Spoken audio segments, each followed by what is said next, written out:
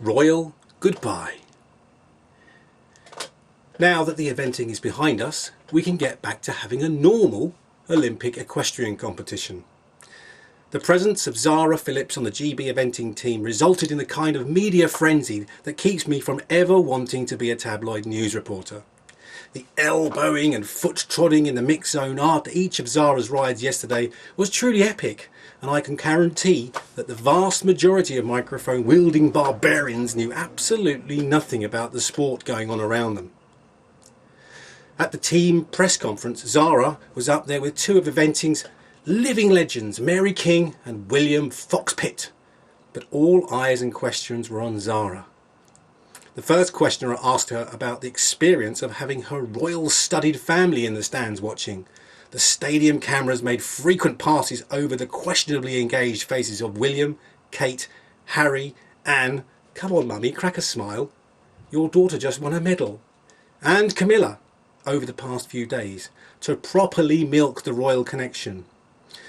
Zara took a giant leap skyward in my esteem when she responded to the question with, "The families of all my teammates are here too, you know." The press conference moderator, a bit of a bossy thing but very efficient, then said, "If we could keep the questions focused on the sport, that would be fantastic." Ah, the Brits. Always polite while still getting the point across.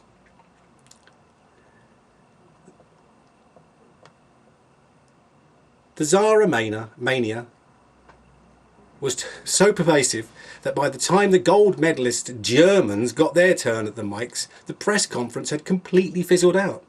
Newspaper people and royal blogger fanatics ran off in all directions, clutching their hard-worn royal tidbits for their stories. Good riddance, I say. German teams have won so many gold medals since I started covering major championships a decade ago that when the German anthem played yesterday, I found myself humming along. That's how many times I've heard it. But you can't grudge the Teutons their many, many golden moments. They earned their team and individual medals, as they always do, with extraordinary horsemanship. Watching Sandra Farth ride Opgen Luvo, whatever that means, around the show jumping course was like watching show jumping ballet, going from a good gallop on a straight stretch before a tight turn to the next fence. She did no more than sit up a bit, and the horse came back to a canter, from which he might have done a pirouette, a perfectly balanced turn, 3 strides and a perfect distance to the fence. The kind of riding we all dream of being able to execute. And it goes without saying that, cute as a button, Michael Young is the greatest eventing rider in the world right now. I thought I was going to have to hunt down a German journalist, no shortage of those in the press room, to verify if it's a record he set by being the first rider to be the reigning world European Olympic champion at the same time. But it proved unnecessary. Every report I've read, including Euro dressages, mentions that remarkable fact. The past 4 days were not the North Americans' finest moment, as I'm sure you are well aware. I think indifferent best sums up the American performances, though Karen O.C. is to be commended for her 9th place finish with a relatively new partner, Mr. Medicote. At least they got round. Disaster and disappointment were Canada's domain. The other journalists around me in the mix zone laughed when I thanked Jessie Phoenix for finishing yesterday, but I really meant it. She was the only bright light for Canada. Bring on the dressage horses and let's wipe the slate clean.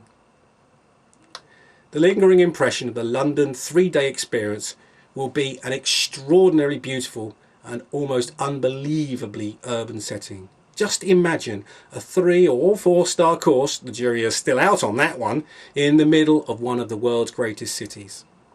The stodgy dog walkers of Greenwich may hate us for invading their green space this summer, but from this side of the fence, I have to say that the fact, for once, equestrian, including the cross-country, is in the thick of the games instead of relegated to some far-off satellite site has been nothing short of stupendous. Was the footing slippery out there on the course? You bet it was. No one, not even course designer Sue Benson, is denying it.